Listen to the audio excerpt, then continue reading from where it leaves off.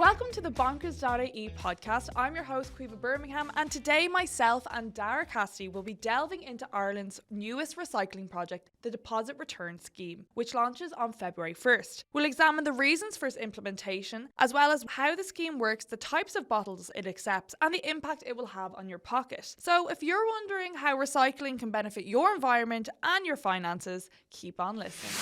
Daragh, welcome to the show. Thanks, Caoimhe. So the Deposit Return Scheme has amassed a mixed response from the public. Some people are really enthusiastic about adopting this new recycling endeavour. Others are worried about the price beverages are going to increase to.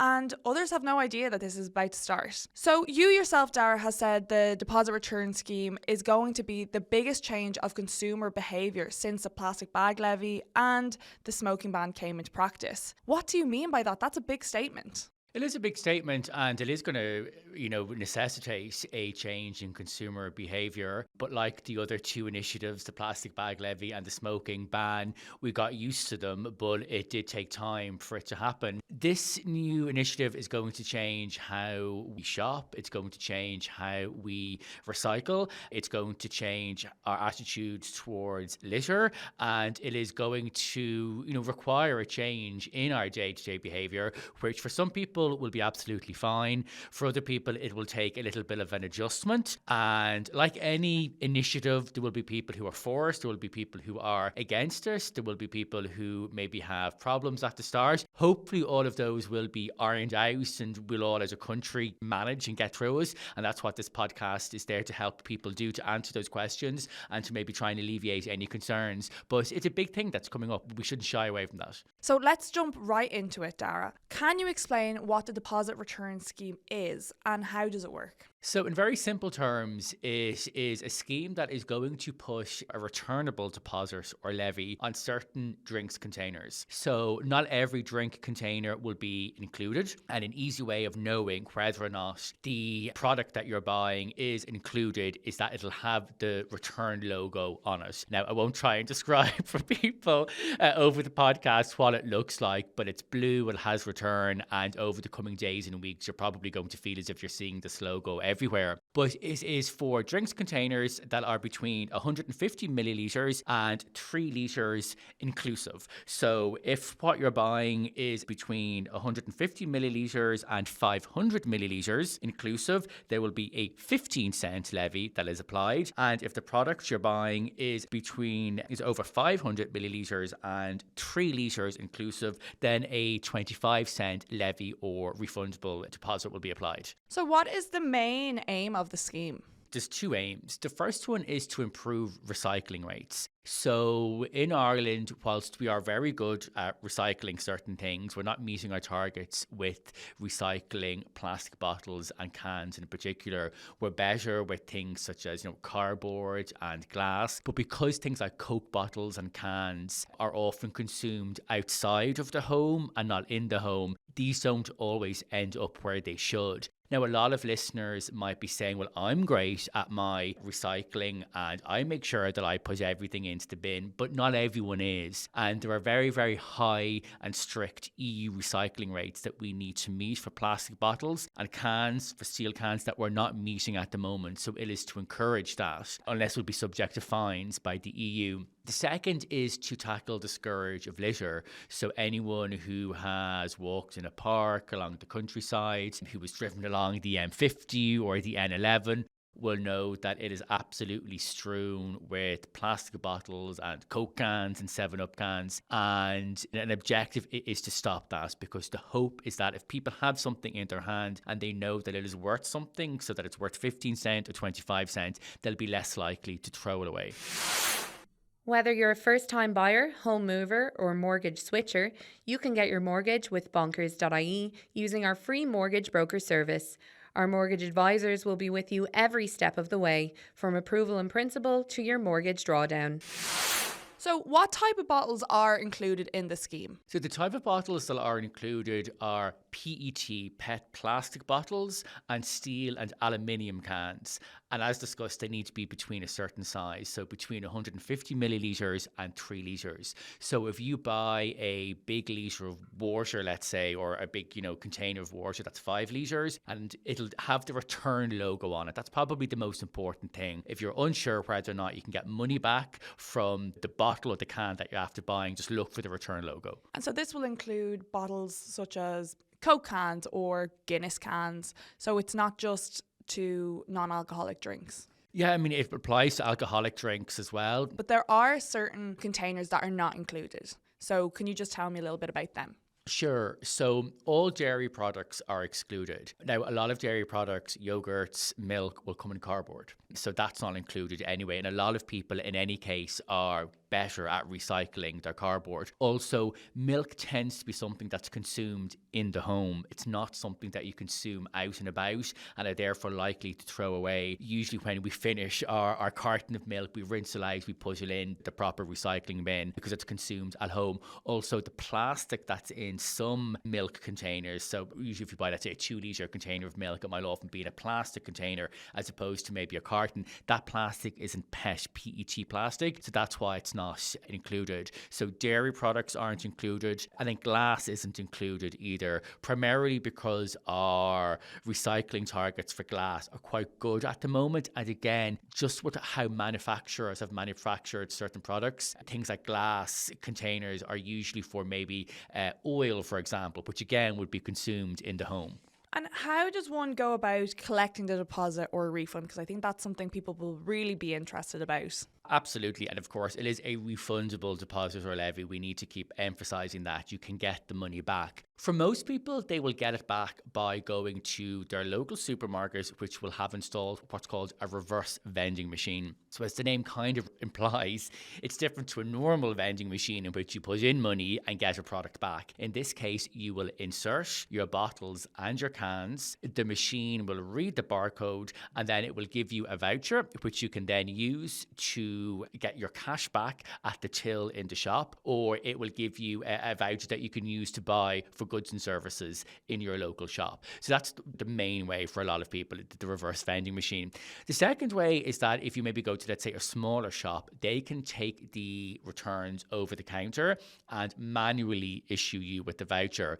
Now, I'm not sure how many shops would necessarily do this because it might be a little bit more time consuming and some shops won't have enough space to take all of the empties. So I think for a lot of people, how it's going to work is, as I said, it'll be in the bigger supermarkets and the bigger convenience stores that have installed a reverse vending machine. Now, not all shops have to have one of these machines. Smaller stores have an exemption. So you could go to a very small supermarket, a very small convenience store, and find that they don't have an RVM and they don't accept manual returns. But in this case, they will need to let you know where your nearest return centre is, as it were. Yeah, and I think it's really important for people to know if a shop doesn't sell cans or bottles that have the logo on it, they don't have to accept them back. But if they do have to accept them back. And also, return.ie says that at the moment they're in the process of developing an interactive map for people. So if you are unsure if your shop has the capacity to take these bottles back, you can check it online. Yeah, absolutely. And that's a good point. You can't go into your local pharmacy or your local,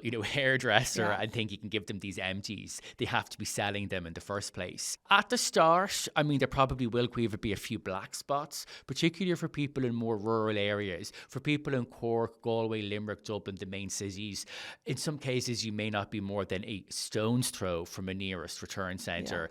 Just think most of us in Dublin and Cork have a Lidl, an Aldi, a Dunn's within maybe 800 metres or a mile. But there will be people, yes, in more rural areas in particular that may need to travel that little bit further. And for them, that map will be really, really handy. Yeah, because I've already seen them in my local stores and they're ready for the big day. But another thing people will wonder about is, what is the story with the vouchers? If I get a voucher in Tesco, can I use it in Aldi? If I get a voucher in Lidl down the road, can I use it in a different Lidl? How do the vouchers work? So when you bring back your returns, you can bring them back anywhere. So if you go into Dunn's and then 2 weeks later you go and shop in Tesco, the Coke cans, the Evian water bottles, whatever the case may be, that you have bought in Dunnes can be returned to the RVM, the reverse vending machine in Tesco, okay? So people don't need to go back to the exact same shop from where they bought the product.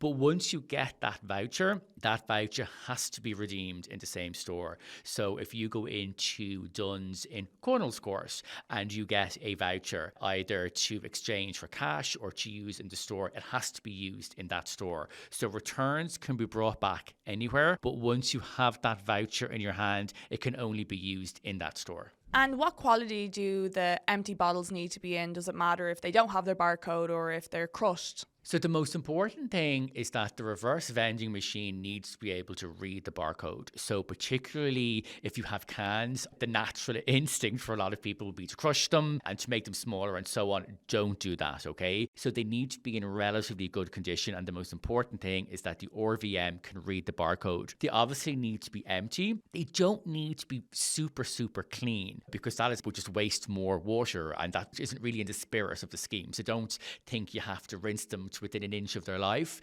although most people might give them a slight clean just so that they're not maybe, smelling while you have them stored and so on. But a very, very light rinse is all that's needed. But the important thing is that the machine can read the barcode, because if the machine can't read the barcode, then you won't get the money back. Yeah, and this scheme is coming in on the 1st of February. So if you have a stockpile of cans and bottles built up from Christmas, they will not be accepted. Exactly. It has to have the logo on it in order for you to get the money back. And even after the 1st of February, there may still be some products that are being sold that won't have the levy applied to them as shops try to get through their stock. So just be mindful of that. Look for the return logo. That's how you'll know if the item that you've bought has the returnable deposit. Now, speaking of the levy, that is one thing that people are quite reluctant about. An extra 15 to 25 cent added onto the cost of drinks can really hurt people's pockets in the midst of a cost of living crisis. So where is that extra cost going? Well, the scheme isn't being run at a profit. So that's what people need to remember. It is really being run to meet the objectives, which is to increase our recycling rates and also to reduce the amount of litter that's on the street. You pay for a can of Coke that's $1.50 and it will now cost $1.65. You then get that 15 cent back. So there's no profit being made here by anyone. It's all being run from a cost neutral point of view. For shops that are not going to have return logoed products, what's going to stop them from just raising the prices of their drinks too, to keep up with this kind of new line of pricing, so people could get ripped off that way? Yeah, that is a fair point. And hopefully that won't happen, and hopefully people will be wise to that. But there is a fear that could obviously happen. Or the other fear is that maybe supermarkets might put up the price by 50 cent as opposed to 25 cent, if you get me. Yeah. And people might just think, oh, that's the levy that brought that up.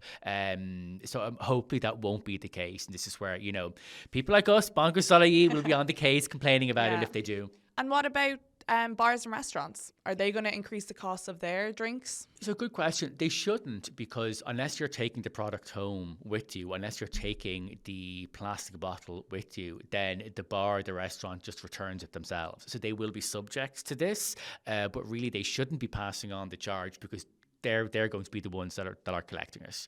And I mean, if you're on a night out, are you going to go to Coppers with 6? I'm pretty nifty with my money. I love a bargain, so I have a big purse. Yeah, you're going to go to Coppers with 6 bottles in your purse. I wouldn't be going there. But hopefully they don't do that, because that would be kind of cheating the system. So to kind of answer your question, no, we shouldn't notice a difference in bars and restaurants and places like that, because the bar, the restaurant should be keeping the litter or be keeping the bottles and getting the money back themselves. So Daragh, we've mentioned the cost that is going to be added to beverages. Can you give us some example of everyday items and what their new prices will be? I mean, sure. So let's say if you bought a 330 milliliter can of Coke every week that cost $1.50. I do. It's now going to cost $1.65. Yeah.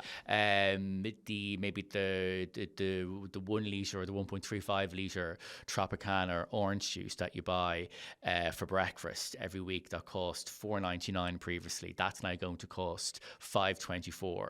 And then if you had maybe a 4-pack of Coke that you buy, that's $4.90, that's going to go up by 60 cents. So there's some of the price changes that you're going to see.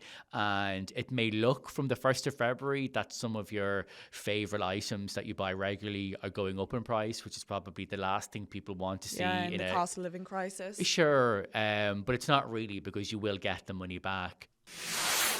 Bonkers.ie is a one-stop shop for saving on all your household bills.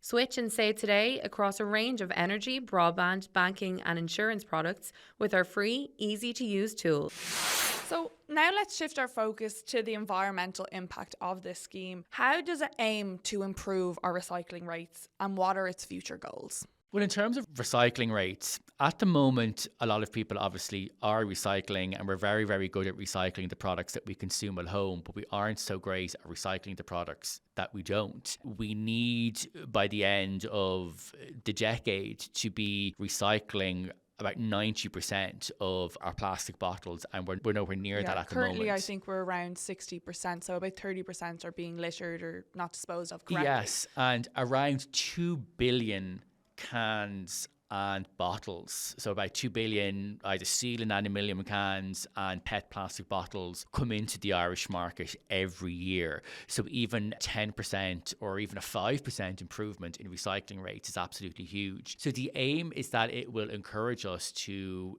improve our recycling, because we don't want to not get that money back. Ireland isn't the first country in Europe to adopt this scheme. It's already happening in around 12 different countries, such as Denmark, the Netherlands, Germany. And what are the success rates there? Well, it's been a big success in all of those countries, but we need to remember that we had a similar scheme in Ireland for glass back in the 1970s. Yeah. So this isn't new, this isn't different. And again, as you said, it's already being done in a lot of countries and regions in Europe, and more countries are planning to implement it. And it has been fine. Of course, there's been a few naysayers and there's been a few detractors, but by and large, people have embraced it. If you just think back to the drama over when the smoking ban came in, even the plastic bag levy, there were a lot of naysayers and people thinking it wasn't going to work. And now if you said to people, oh, can you imagine life without the smoking ban or without the plastic bag levy, people would say, oh my God, no. And I think in time it'll be the same with this scheme. There'll be an adjustment period probably for the first year or two, but I think we will all come to embrace this eventually, because we have to get used to the circular economy. We have to get rid of that throwaway culture where we get rid of things, excuse the pun. And this, I think, for a younger generation in particular, will get them used to recycling and reusing. Yeah. And if we look at, even you mentioned there, the scheme, the 1970s, glass recycling rates in Ireland are 80%. And in Europe, with the deposit return scheme, the collection rates are 90% with plastic bottles and aluminium. So it is very promising for Ireland. Yeah, and maybe we might actually end up including glass at some stage in the future. So glass is included, I think it is in Germany. So, but I think the government was probably right to just start small-ish and then see if other products can be included. Now, Daragh, you have mentioned that there are a few naysayers out there, which there always is for anything. And what are people worried about? Because Ireland in general, I would say, is good at recycling. You know, I grew up with reduce, reuse, recycle. But people who are already recycling, they have their green bins, they have their brown bins. It's kind of an extra step for them to have to go to the shop. It is. And that is, I think, the biggest issue at the moment, particularly for people, maybe slightly older people, but I certainly don't want to generalize, but people who shop online, so maybe they do their weekly shop or their bi-weekly shop in Tesco and Dunnes and rarely set foot in a supermarket. They are, I suppose, just maybe a bit worried as to how the scheme is going to affect them. How are they going to get to the supermarkets? How are they going to get to a place where they can actually get their money back? Because as we discussed already, there will be a few black spots, particularly in more rural areas. And then on top of that, there are people who maybe have health issues, who aren't particularly mobile, and who may struggle to return their empties. And that's something that can't be denied. There are hopes that maybe Tesco Dunnes at some stage in the future might have some type of scheme where when they're delivering, let's say, your shop to you, Caoimhe, let's say you order your weekly shop online, there may be a system where they can take back the empties somehow. I do think in Ireland that we are very much a caring society and a very much community driven. And I do think that there'll be very few people out there who don't have a friend, a relative, a neighbour, someone who can just check in and return their empties for that person every once in a while. And of course,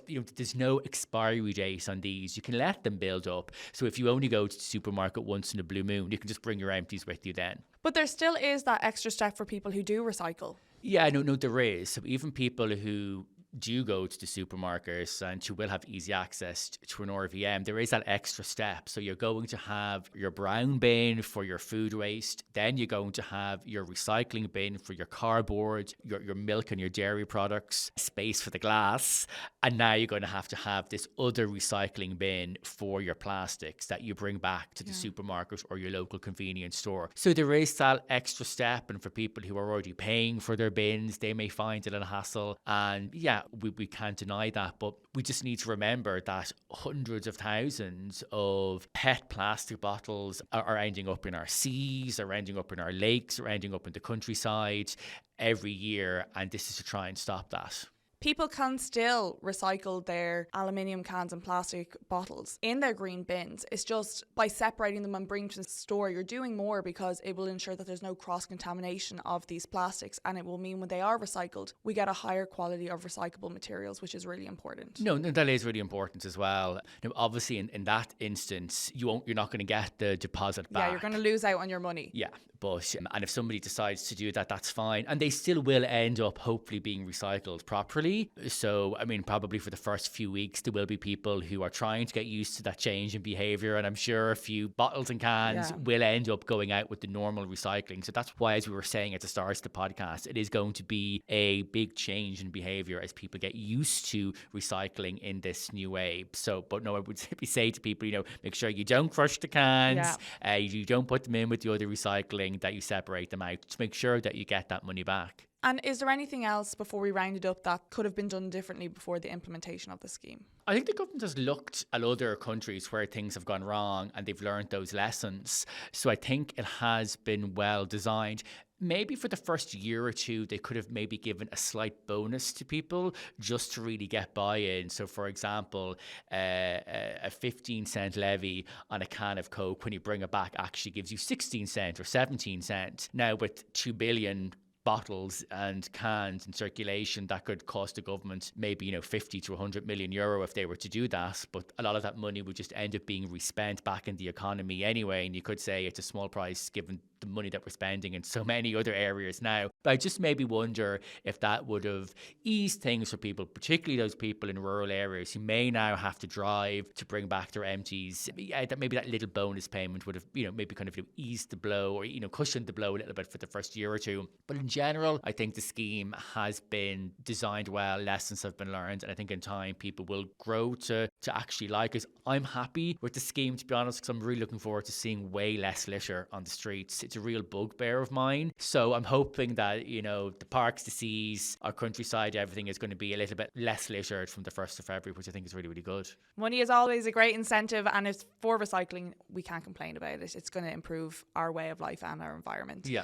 Thank you so much, Daragh, for coming in today. And that is the deposit return scheme, which launches on February 1st. And you'll be able to buy your containers, your bottles and cans in any shop with the return logo on it. And that brings us to the end of our podcast on the deposit return scheme. I want to give a special thanks to Daragh Cassidy for his insights on this circular economy scheme. And lastly, I want to give a special shout out to our research and editing team, Zoe and Theo. So thank you so much. Thanks, Caoimhe. If you want to learn more about the deposit return scheme or how to make more environmentally friendly decisions at home, head over to the guide and articles section on bonkers.ie to read our top tips. Don't forget, you can also use our free comparison tools across a range of products such as energy, broadband, banking and mortgages to help cut the cost of your bills. If you have any questions, comments or environmental advice of your own to share, reach out to our team on Facebook, Twitter, Instagram or TikTok. Remember to like and subscribe to the bonkers.ie podcast on your podcast app of choice. Bye for now.